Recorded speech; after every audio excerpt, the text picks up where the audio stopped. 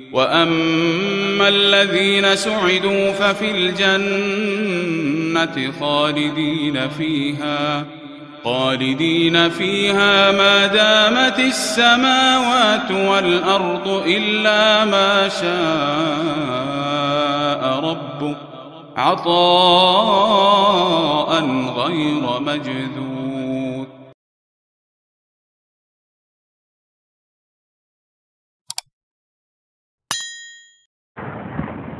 بسم اللہ الرحمن الرحیم نحمدہ ونصلی علی رسولہ الکریم اما بعد. محترم دوستوں اور بزرگوں، گزشتہ مجلسوں میں نے آپ کو بتایا کہ دنیا میں وبا اور مصیبت اور عام مصیبتیں جو پھیلتی ہیں اس کی بنیادی وجہ زناکاری کا عام ہو جانا ہے. کسی بستی میں زنا جب عام ہو جاتا ہے تو اللہ تعالیٰ عام وبا پھیلا دیتے ہیں. حدیث شریف میں بھی یہ مضمون آیا ہے. میں نے اس سے پہلے آپ کو تفصیل سے سنایا. گزشتہ مجلس میں نے آپ کو یہ بات سنائی تھی کہ دنیا میں زنا کے عام ہونے کا اصل سبب کیا ہے. تو جیسا کہ میں نے بتایا، بنیادی سبب پوری دنیا کے اندر زنا کے پھیلنے کا بے حیائی ہے. جہاں بے حیائی ہوگی اس کا نتیجہ زناکاری ہوگی. اور ویسٹرن کلچر جو مغربی تہذیب ہے اور پشچمی سنسکرتی ہے جس کو ہم کہیں، ان کو سب سے بڑا ہتھیار جو ہاتھ لگا ہے وہ یہی بے حیائی کا ہے. کہو انہوں نے اپنی ساری محنت کا میدان بے حیائی کو بنایا ہے.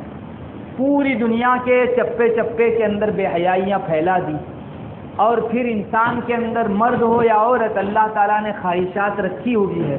اس بے حیائی کے نتیجے میں زناکاری کو ہوا ملی، اور زناکاری اتنی عام ہو گئی کہ ایک شریف آدمی کو بازار میں اپنی نظر اونچا رکھ کے چلنا مشکل ہو گیا. میں نے جیسا کہ آپ کو بھی یہ بھی بتایا تھا کہ اسلام کی تہذیب کے خلاف ہمیشہ کوئی نہ کوئی تہذیب مقابلے میں رہی ہے. اس وقت مغربی تہذیب اسلام کے خلاف ہے.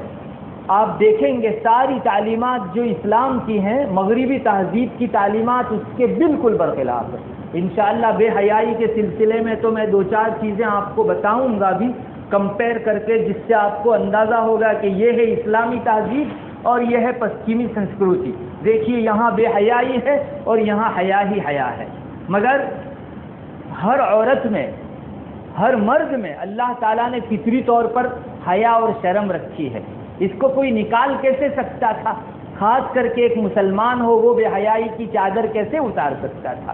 تو اس کے لیے مغربی تہذیب نے، پشچمی سنسکرتی نے کچھ چیزیں لوگوں کے درمیان میں پھیلائی.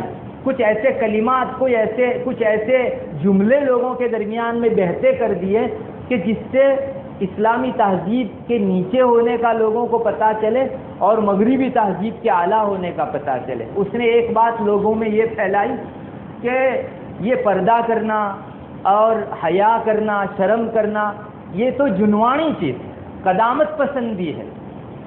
یہ ایک بہت لفظ جو ہے عام کر دیا گیا اسلام کے خلاف، اسلام کو بدنام کرنے کے لیے کہ اسلام تو قدامت پسند ہے، یعنی جنوانی خیال کا ہے. پہلے لوگ ایسے پردہ کیا کرتے تھے، شرم کیا کرتے تھے.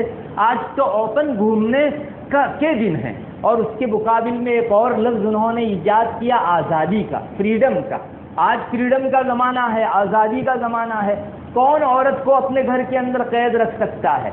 مرد آرام سے بلا پردے کے لوگوں کے درمیان میں گھومیں، کام کریں، ملازمت کریں، اور عورت بیچاری قید و بند میں رہے. اس کی آزادی کون چھین سکتا ہے؟ اس طرح کے بڑکدار الفاظ جو ہے انہوں نے پھیلا ہے، جس سے عورتیں لبھا گئی اور ان کی بھی رال ٹپک گئی کہ واقعی اسلام نے ہماری آزادی کو چھینا ہے، اور باہر نکل آئی، سیلز گرل بن گئی، ملازمت اور جاب کرنے لگی. بہت سی عورتیں علیاذ باللہ اسلام پر اعتراض بھی کرنے لگی، اور ان کے آوازے میں یہ آواز شامل کرنے لگی کہ جی اسلام نے ہم پر ظلم کیا ہے.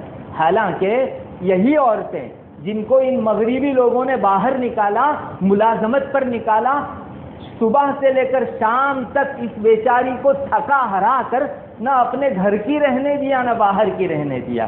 بعد میں زناکاری عام ہوئی، ریپ شروع ہوئے، ایک دوسرے کے اوپر جو ہے زبردستی زنا کا عام حال شروع ہوا. تو پھر یہی عورتیں چلانے لگی کہ دیکھو لوگ ہم پر ریپ کرتے ہیں، ہمارے اوپر زنا بالجبر کرتے ہیں، حالانکہ یہ اس تہذیب کا نتیجہ ہے جس کی طرف جانے کے موقع پر اسلام تمہیں روک رہا تھا کہ تم مت جاؤ. یہ خامخواہ کا آوازہ ہے جو تمہاری عصمت و عفت کو، پاک دامنی کو باقی نہیں رہنے دے گا. لیکن بعد میں چل کر وہی ہوا. پھر دنیا روتی پھری اور آج تک روتی پھر رہی ہے، یہی کہہ رہی ہے کہ لوگ ہمارے اوپر زبردستی زنا کرتے ہیں. آپ نے نہیں دیکھا ہمارے ہندوستان کے اخبار میں شاید کوئی دن کا اخبار خالی جاتا ہو جس میں فلاں جگہ ریپ ہوا، فلاں جگہ زبردستی زنا ہوا، اس طرح کے احوال چھپتے ہیں.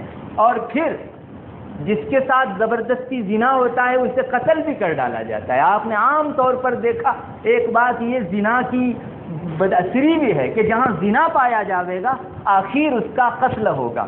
سامنے والی کو آخر میں قتل کر دیا جاتا ہے تاکہ ہمارا بھانڈا لوگوں کے درمیان میں نہ پھوٹے. حالانکہ بات یہ ہے کہ حدیث شریف میں جیسا کہ آیا ہے اگر کوئی آدمی چٹان میں بیٹھ کر بھی برائی کرے گا ایک نہ ایک دن وہ دنیا میں اوپن ہوگی، اور چٹان میں بیٹھ کر بھی بھلائی کرے گا سب کے درمیان میں اللہ تعالیٰ اس کو عام کر دیں گے. اس لیے یہ جتنی بھی چیزیں دنیا میں زناکاری کی پھیلی ہوئی ہے اسلام نے پہلے ہی دن سے بے حیائی سے روکا تھا. کتنی پاکیزہ تعلیم تھی اسلام نے. ایک طرف اسلام نے یہ کہا، ایک اسلام کا الگ عجیب مزاج ہے، وہ یہ ہے کہ بعض جو زبردست گناہ ہوتے ہیں، نہایت ہی سنگین اور گھناؤنے گناہ ہوتے ہیں، ان گناہوں پر جب اسلام روک لگاتا ہے تو یہ کہتا ہے اس گناہ سے قریب مت جاؤ. اور عام گناہوں سے روکنے کی بات ہوتی ہے تو گناہ نہ کرو ایسا کہتا ہے. جیسے چوری مت کرو، قتل مت کرو، یہ عام وہ گناہ ہیں جن کے متعلق اسلام صرف اتنا کہہ کر چپ ہو جاتا ہے کہ چوری مت کرو، قتل مت کرو. مگر بعض سنگین گناہ ہیں ان کے بارے میں اسلام کا مزاج ہے. اسلام یہ نہیں کہتا کہ زنا مت کرو، اسلام یہ کہتا ہے زنا سے قریب مت جاؤ.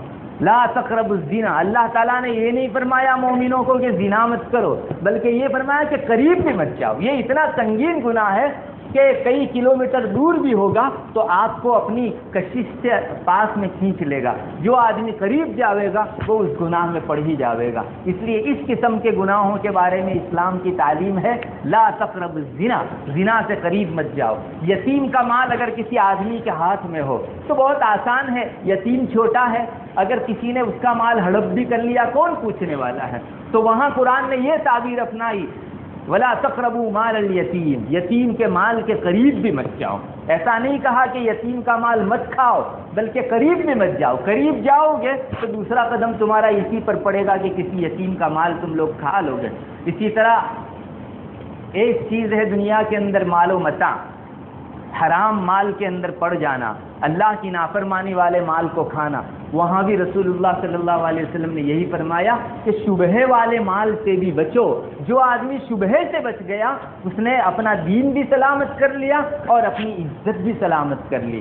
آگے رسول اللہ صلی اللہ علیہ وسلم نے یہ بھی فرمایا کہ کوئی جانور باڑے کے قریب گیا تو اس باڑے کے اندر گھس سکتا ہے، اس لیے باڑے کے قریب بھی جانور کو مت جانے دو. دیکھیے یہ وہ گناہ ہیں جن گناہوں کے بارے میں اسلام نے یہ نہیں کہا کہ یہ گناہ مت کرو بلکہ یہ کہا اس گناہ سے قریب بھی مت جاؤ. ایسے سنگین گناہوں میں سے ایک بڑا گناہ زنا ہے جن کے قریب جانے کو منع کیا گیا. کہ جائے کہ کوئی مسلمان ہو اور زنا کرے، اسلام نے اس کو قریب جانے سے منع کر دیا. مگر اسلام کے خلاف مغربی تہذیب نے زنا اتنا آسان کر دیا، نکاح مشکل ہو گئے اور زنا آسان ہو گیا. یہ لوگوں کے درمیان میں بہت چلا. اسلام کی تعلیمات تو یہ ہے کہ عورت سے اتنا بھی قریب مت جاؤ کہ جس سے تمہاری سانس اس کی سانس سے ٹکرائے. ابن الحاج نے اپنی المدخل کے اندر بہت پتے کا جملہ ارشاد فرمایا. انہوں نے فرمایا کہ عورت جس جگہ بیٹھی ہوئی ہو اس جگہ سے اٹھ جائے اور وہ جگہ گرم ہو تو جب تک وہ جگہ گرم ہو اس وقت تک کسی مرد کو اس پر بیٹھنا نہیں چاہیے.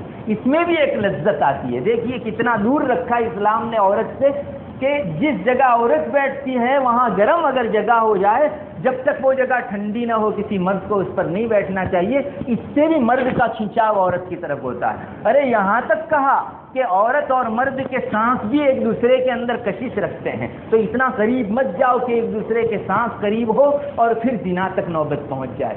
جو اسلام اتنا دور رکھتا ہے اس اسلام کے خلاف یہاں ان لوگوں کی تہذیب دیکھو.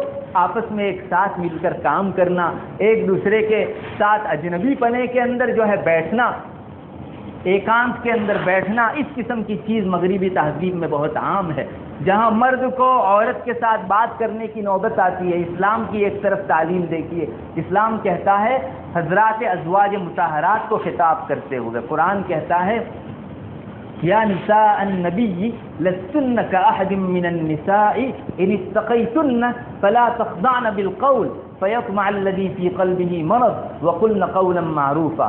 اے نبی کی عورتوں، اے نبی کے گھرانے کی عورتوں، تم دوسری عورتوں کی طرح نہیں ہو اگر تم اللہ کا تقوی اپناتی ہو۔ پھر قرآن کہتا ہے کہ اگر تمہارے اندر تقوی ہے تو تم کو مردوں سے بات کرنے کے موقع پر اپنی آواز پست رکھنی چاہیے، اپنا لہجہ جو ہے اپنی آواز نرم رکھنی چاہیے، فلا اپنی آواز کو نرم مت بناؤ بلکہ لہجہ سخت کرو، فلا تخضعن بالقول۔ مردوں کے ساتھ بات کرو تو نرم لہجے میں مت کرو، سختی کے لہجے کے اندر کرو۔ ہاں بات آپ کو بھلی کہنی ہے، گالی گلوچ نہیں کرنی ہے، کسی کا دل دکھ جائے ایسی بات نہیں کرنی ہے، مگر لہجہ آپ کو نرم نہیں رکھنا ہے، لہجہ سخت رکھنا ہے۔ مغربی تہذیب کو آپ دیکھیے، وہاں اس طرح کی بات نرم لہجے میں کروائی جاتی ہے کہ کوئی آدمی اگر بچنا بھی چاہے تو اس چیز کے اندر پھسل جا سکتا ہے۔ میں آپ کو اپنا ایک واقعہ بتاؤں، میں جس وقت انگلینڈ گیا تھا تو میرے ساتھ ایک صاحب علم تھے، تو ان کو بینک میں جانا تھا تو میں بھی ان کے ساتھ ہو لیا، اور جب بینک میں داخل ہوئے تو وہاں ایک لیڈی بیٹھی ہوئی تھی بینک کا کام کرنے والی، تو وہ عالم تھے، انہوں نے جا کر اس کو کہا ہائی۔ تو ہم ہندوستان کی تہذیب والوں کے لیے ایک بہت عجیب قسم کا لفظ تھا ہائی، اس نے بھی ہائی کہا۔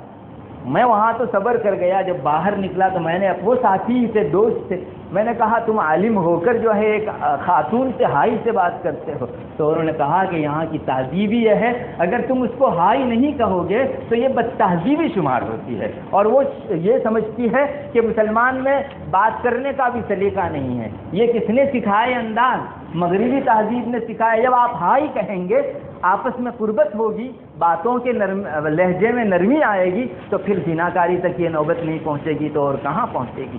اسلام نے صرف اوپر کا لباس پہننے کو نہیں کہا، زنا سے دوری کے لیے اوپر کے لباس کے اوپر ایک پردہ پہننے کو کہا۔ آپ نے دیکھا جو خاتونیں پردہ کرتی ہیں، پردہ نشین خاتون، وہ لباس تو پہنتی ہی ہیں، ان کو ان کے اوپر اور لباس پہننے کو کہا۔ صرف چہرہ ڈھانپ لینا یہ پردہ نہیں ہے، یہ بھی پردے کا ایک حصہ ہے۔ آپ کے بدن کا شیپ نہ دکھے۔ عورت اگر جو ہے چہرہ ڈھانپ کے نکل رہی ہے لیکن اتنے چست لباس میں نکل رہی ہے کہ اس کا پورا بدن کا شیپ دکھ رہا ہے، تو یہ بھی تو مستقل انسان کو لبھانے والا ہے۔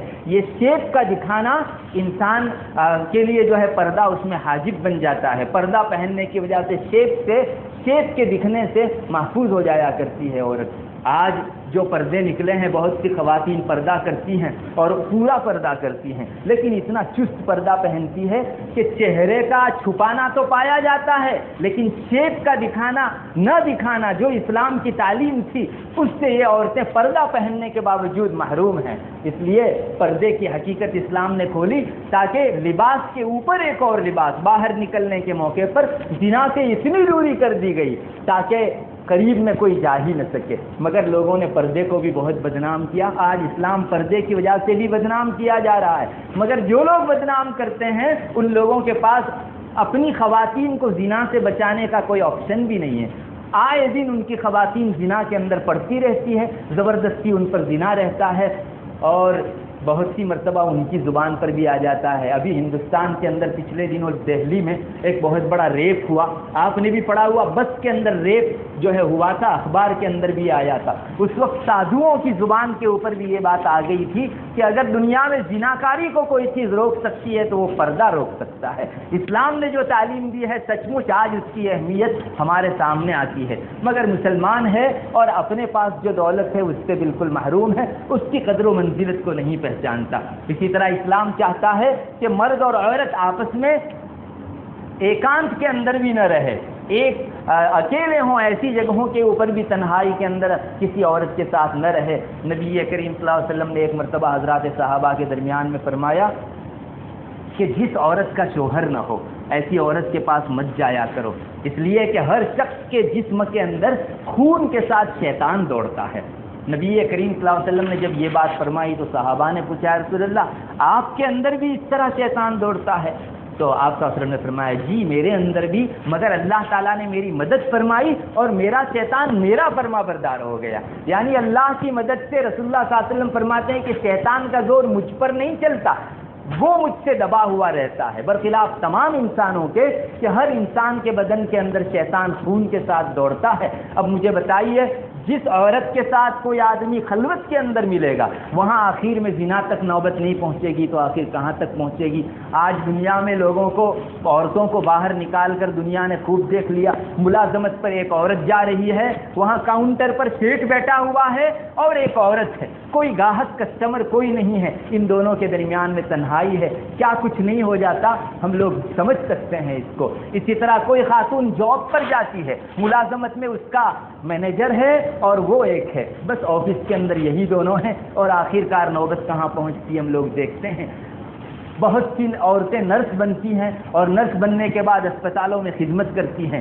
آپ کو شاید اندازہ نہ ہو، ایک زنا کا بہت بڑا مرکز یہ جگہ بھی ہے، رات کو 2, 3, 4 بجے کی تنہائی کے اندر جہاں سارے پیشنٹ سوئے ہوئے ہوں اور نرس ہو اور اس کے ساتھ وارڈ بوائے ہو، کوئی مرد ہو، ان دونوں کے درمیان کی یہ تنہائی کیا کچھ کھانا خرابی لاتی ہے، اس کا اندازہ لگایا جا سکتا ہے. بہرحال اسلام نے چاہا کہ حیا لوگوں کے درمیان میں رہے، شرم رہے تو زناکاری سے حفاظت ہوگی، اور مغربی تہذیب نے چاہا کہ بے حیائی آئے تاکہ زناکاری عام ہو. اب زناکاری عام ہو گئی اور اس کے بعد پھر اللہ تعالیٰ کی طرف سے وبا شروع ہوئی. اللہ ہماری حفاظت فرمائے. اب بھی اس وبا سے اگر کم سے کم ہم لوگ یہ سبق لے لیں کہ بے حیائی کو ہمیں چھوڑنا ہے اور حیا کو ہمیں اپنا زیور بنانا ہے، انشاءاللہ اللہ تعالیٰ آئندہ بلاؤں سے محفوظ رکھیں گے اور اس بلا کے اندر بھی اللہ تعالیٰ کی خصوصی مدد اتر سکتی ہے. وآخر دعوانا الحمدللہ.